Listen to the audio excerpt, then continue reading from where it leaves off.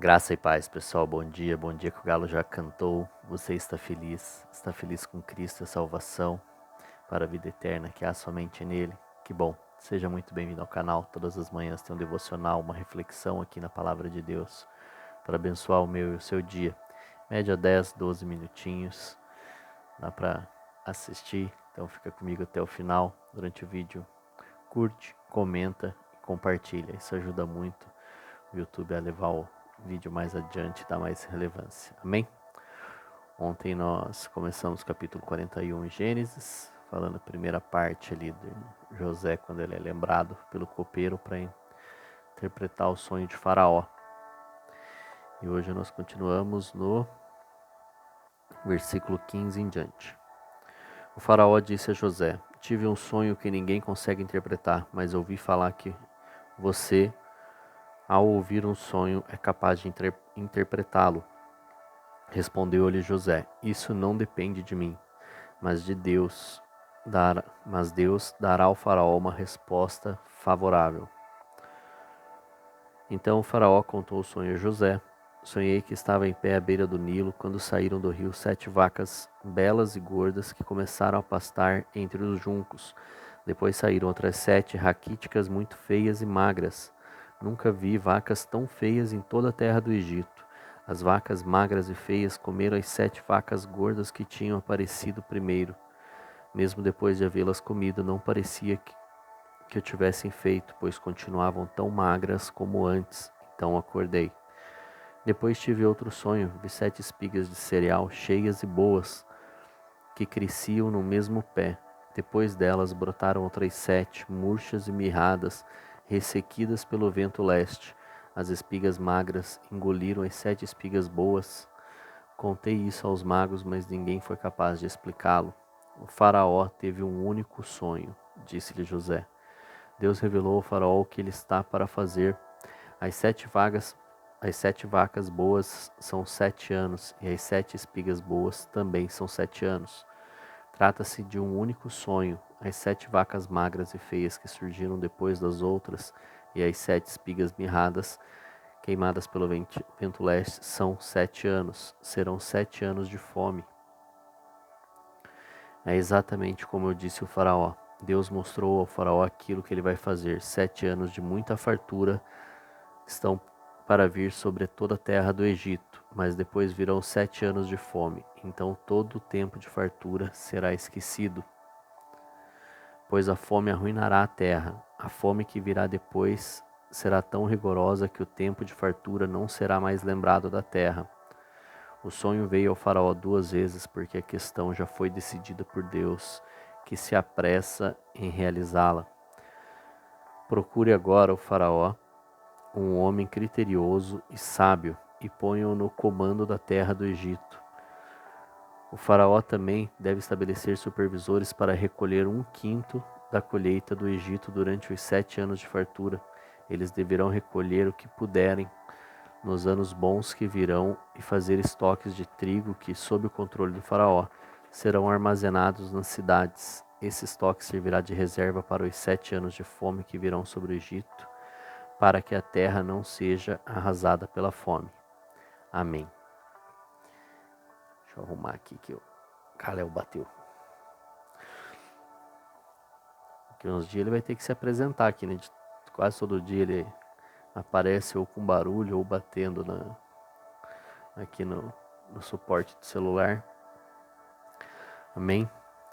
Então José foi chamado ao faraó e, como nós vimos ontem, ele se arrumou. Ele chegou arrumado, com barba feita, para se apresentar ao faraó. Interpretou o sonho dele, mas antes de interpretar, ele deu toda a glória a Deus. Ele foi fiel e justo ao seu Senhor, ao seu Deus, e falou: isso não depende de mim, isso depende do Senhor, mas ele lhe dará um parecer favorável. E Faraó ainda não tinha contado seu sonho. E ele falou isso: realmente, Faraó, não vai depender de mim, vai depender do Senhor, da graça do Senhor sobre a minha vida, que vai que eu vou poder interpretar esse sonho. Vai ser através do favor do Senhor sobre a minha vida, a graça dele que está sobre mim. E ele não só interpretou o sonho de Faraó, mas ele pegou e trouxe também uma solução para o que haveria de vir. Ou seja, ele, com certeza, né, cheio do Espírito Santo de Deus, provavelmente estava sobre ele. A Bíblia não diz que estava, mas pela graça que havia sobre ele, é visível, né, pega e traz revela o que o Faraó deveria fazer para resolver essa situação que haveria de vir. Então, muitas vezes a gente quer resolver muitas soluções, mas primeiro a gente não quer dar glória a Deus da sabedoria e a graça que Ele dá a nós. E não trazemos solução. Apontar o erro muitas vezes é fácil, né? Mas trazer uma solução com sabedoria, através da sabedoria de Deus, como que José teve, que fica muito mais difícil. Ele já calculou na hora 1/5. Ali todo o tempo em que ele ajudava o pai dele foi crucial, foi essencial para que ele tivesse essa resposta ao faraó agora. Se ele não tivesse sido aplicado a aprender as coisas com seu pai, enquanto os irmãos trabalhavam mais na lavoura, ele ajudava o pai dele a com certeza fazer contas aqui, a distribuir o alimento, a guardar, poupar tudo aquilo que eles plantavam e cultivavam. Ele com certeza ele não teria essa sabedoria, essa graça do Senhor para poder responder ao faraó. Amém? Então nós temos que estar prontos para quando formos chamados. Ele tinha um sonho, o Senhor deu a ele sonhos quando ele ainda era jovenzinho. Ele passou por tudo que passou, mas ele continuou se preparando. Ele não ficou parado esperando o Senhor fazer. Ele não ficou esperando, ele fez a parte dele, fez o ordinário para que o Senhor pudesse fazer o extraordinário. Então ele dá um sonho, ele dá uma palavra a José, mas José não fica em cima da palavra esperando. Ele faz a sua parte, ele continua obediente, ele continua fiel a seu pai, fiel ao Senhor. E onde ele vai, ele não fica parado, ele não fica emburrado, ele não faz birra porque foi preso injustamente, ele não fica revoltado porque foi vendido pelos seus irmãos, porque foi abandonado por seus irmãos. Ele não fica reclamando com Deus, murmurando com Deus, porque estava naquela situação, mesmo obedecendo ao Senhor, porque tudo que ele fazia para o Senhor. E ele foi para a cadeia, foi vendido como escravo, ele foi abandonado, traído, esquecido, mas ele sabia que Deus não esquecia e que Deus estava encaminhando ele para o seu propósito. Deus estava com ele e tudo que acontecia era com a vontade de Deus, era com o favor de Deus, mas estava dentro daquilo que...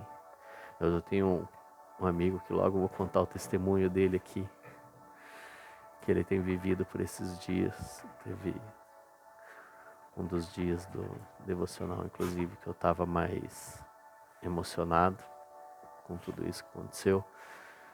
Calma que em breve eu vou contar o testemunho muito forte, o milagre que Deus tem feito.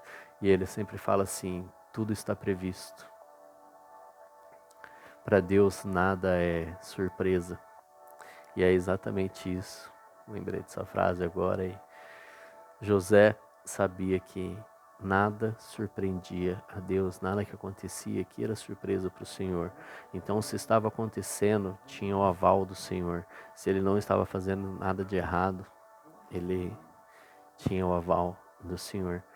Como testemunho do Luciano Subirá também, ele conta que no início de seu ministério, ele sofreu um acidente muito sério de carro, ficou um tempo impossibilitado de exercer o ministério que ele já estava crescendo, que estava grande. O Calé hoje está empolgado, né, gente? Não para aqui. E aí ele conta que ele pega numa oração, ele fala para o Senhor, ele tem a ousadia de falar para o Senhor: Senhor, se isso aconteceu, ou foi com a sua permissão, ou foi alguma brecha que eu dei, e eu tenho certeza que eu não dei brecha. E aí, tempos depois, vem alguém, traz a palavra do Senhor dizendo que foi sim o Senhor que permitiu e que era necessário pará-lo naquele momento. Então existem muitas coisas que acontecem na nossa vida que a gente não entende na hora, mas que para Deus faz todo sentido. Então, para aquele momento, na vida de José, era necessário que ele passasse a traição dos irmãos, era necessário ele ter saído como escravo, ter passado aquele tempo na casa de Potifar, era necessário que ele fosse para a cadeia, porque o Senhor sabia que o testemunho dele iria falar sobre ele. Os frutos que seriam gerados depois seriam frutos muito mais fortes através de tudo isso que ele passou. Então, muitas vezes nós não vamos entender, nós não precisamos entender, nós precisamos aceitar e ter a certeza de que Deus está ciente do que está acontecendo e o que Ele quer é a nossa resposta, as nossas respostas para as situações a quais nós temos que passar é que vão dizer quem é Deus na nossa vida. As respostas que nós damos para as situações é que vão falar quem é Deus na nossa vida. Amém? Que Deus te abençoe. Um forte abraço, um grande beijo no seu coração. Uma excelente quarta-feira, cheia da presença do Senhor. E que a gente fique com essa reflexão. As respostas que nós damos em todas as situações, favoráveis e desfavoráveis, mostram quem é Deus na nossa vida. Amém? Até amanhã.